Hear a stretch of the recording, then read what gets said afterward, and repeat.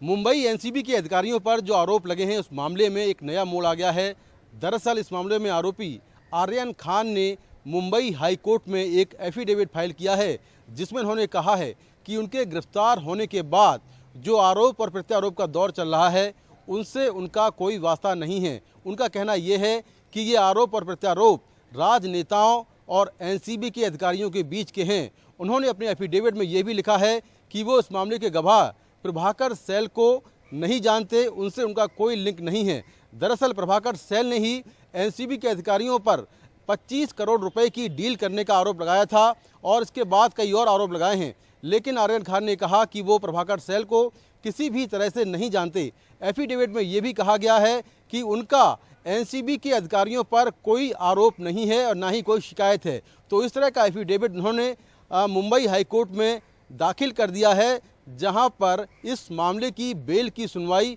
होनी है। और कुल मिलाकर इसकी एफिडेविट के सामने आने के बाद एक नया मोड़ आ गया है कि जिस तरह से एक गवाह प्रभाकर सैल जो आरोप लगा रहा था, उन आरोपों को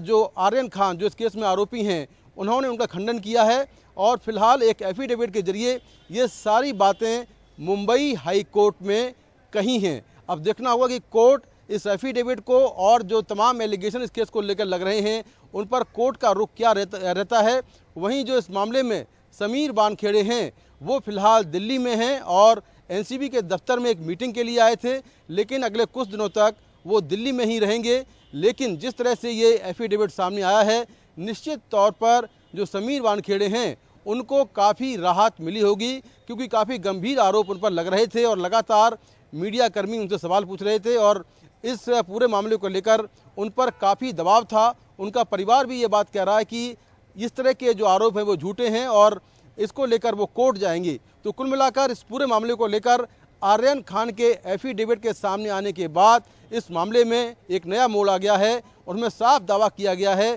कि उनको एनसीबी के अधिकारियों से ना कोई शिकायत है और ना ही उन पर कोई आरोप है।